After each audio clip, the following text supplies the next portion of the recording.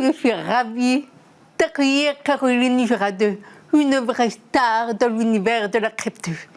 Cette femme a lancé il y a 18 mois une newsletter pédagogique appelée Les cryptos de Caro. Elle est suivie par plus de 100 000 personnes sur TikTok. À 31 ans, c'est aussi une serial entrepreneur passionnée par la mode. Donc, Caroline, pour une fois qu'on a une vulgarisatrice sur notre plateau, est-ce que tu peux nous expliquer simplement ce qu'est la crypto? Oui, avec plaisir. Déjà, je vais commencer par dire qu'il y a 3 ans, je n'avais pas la moindre idée de ce que c'était qu'une crypto. Pour moi, c'était un club d'Illuminati, un truc très privé, mais rien à voir avec la monnaie. Alors qu'en fait, les cryptos, ce ne sont qu'une monnaie qui est digitale. Ça veut dire qu'il n'y a pas de pièces et pas de billets. D'accord. Et comme les cryptos, c'est finalement une petite rébellion contre le système bancaire classique, il y a aussi 2 éléments importants à connaître dessus. C'est que n'importe qui peut créer une crypto-monnaie. Ça n'est pas créé par l'État.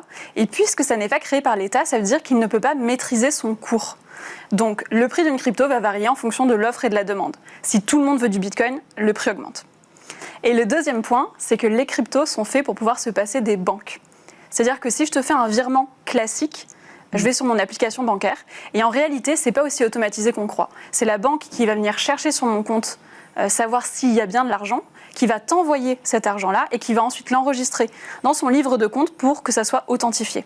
Eh bien, en crypto, c'est un algorithme qui va faire tout ça à la place de la banque et qui va enregistrer cette donnée dans son livre de compte qui s'appelle la blockchain. Donc, ce qu'on retient des cryptos, c'est que ça sert à se passer d'un intermédiaire pour faire une nouvelle finance, finalement. D'accord. Et donc, c'est un univers assez masculin, assez geek, assez riche. Et j'avais envie de te demander comment tu avais pu être passionnée par ce sujet, peu à dire consacrer ta vie professionnelle. Ouais, c'est une bonne question. En fait, pendant le premier confinement, j'ai été frappée par quelque chose. C'est que moi, j'avais déjà créé une boîte, j'avais levé des fonds et je l'avais revendue. Et à ce stade, au moment du premier confinement, j'étais moins riche que des potes à moi qui étaient un peu geeks et qui s'étaient mis sur les bitcoins et sur les cryptos il y a quelques années.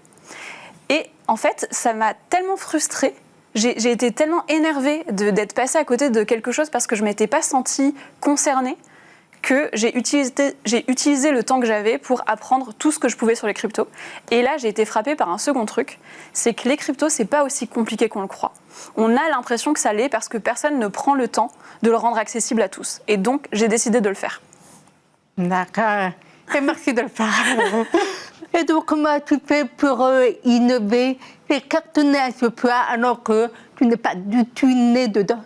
Je crois que c'est exactement pour cette raison que j'arrive à innover et que j'intéresse autant de gens. C'est que j'ai décidé d'identifier tous les codes de la crypto qui avaient fait que moi, je ne me sente pas concernée et de faire tout en opposition par rapport à ça. Donc, ils sont anonymes. Moi, je serai visible et je montrerai qui je suis et comment c'est chez moi.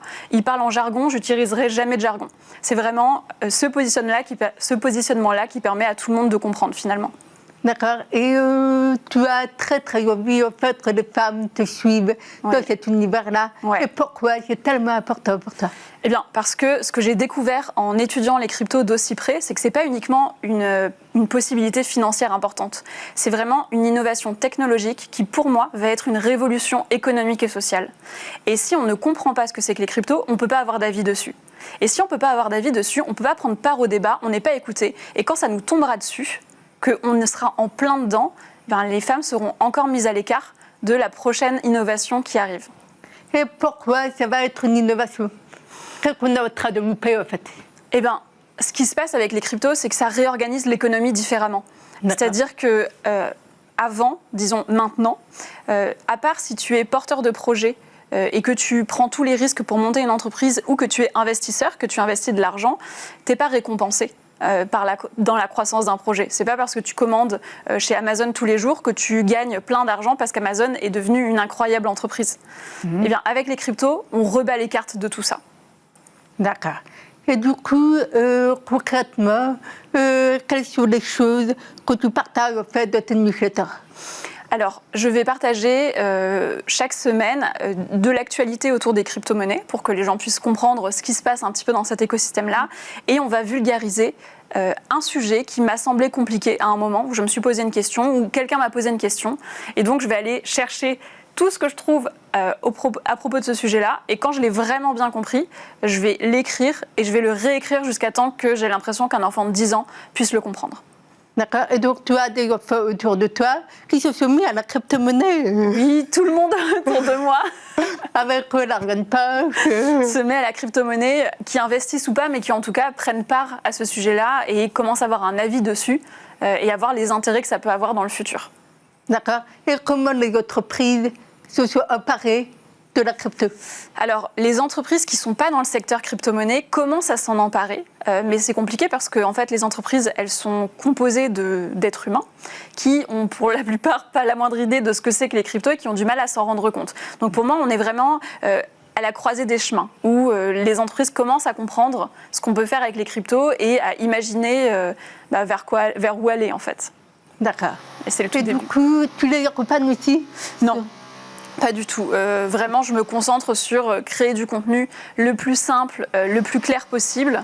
Ou disons que la crypto, c'est du sirop. Et que moi, je mets tout ça dans de l'eau pour que ça soit digestible et que tout le monde puisse comprendre. Et j'attends de voir ce qui se passe. D'accord. Et quels sont les retours que tu as de tes clients? Ma communauté me remercie très souvent. Très souvent, sur quoi? Sur le fait de comprendre ce qui se dit. Ce que je note, c'est que dans l'univers crypto, qui est un univers très jargonneux, dès qu'on comprend un tout petit peu ce que c'est que les cryptos, on va utiliser tout le vocabulaire qu'on a dans une seule phrase, dans le but d'impressionner les gens qui y a autour, mais ça aide pas tellement à l'appropriation du sujet. Donc ce que j'ai vraiment comme retour, c'est ça nous fait plaisir d'avoir quelqu'un comme nous, qui va pas nous prendre de haut, qui va nous expliquer les choses simplement parce que c'est facile en réalité. Ah, c'est vraiment facile. Pour moi, c'est même pire que ça, c'est que c'est volontaire que la crypto ait l'air compliquée pour nous. Parce que ça sert un milieu qui va se sentir supérieur potentiellement, d'être les seuls à comprendre. Mais c'est facile en réalité. D'accord.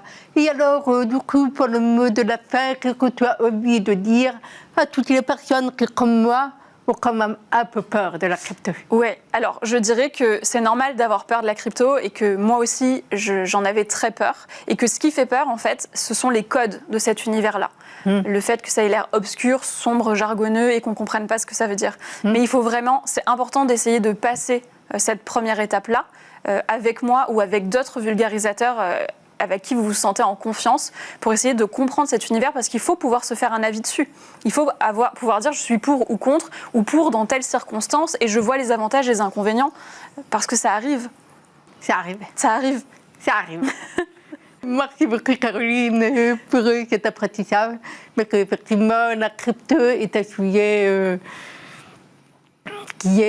dont on entend de plus en plus parler. Et donc, grâce à toi, peut-être il y aura un petit peu ma part. Un grand merci.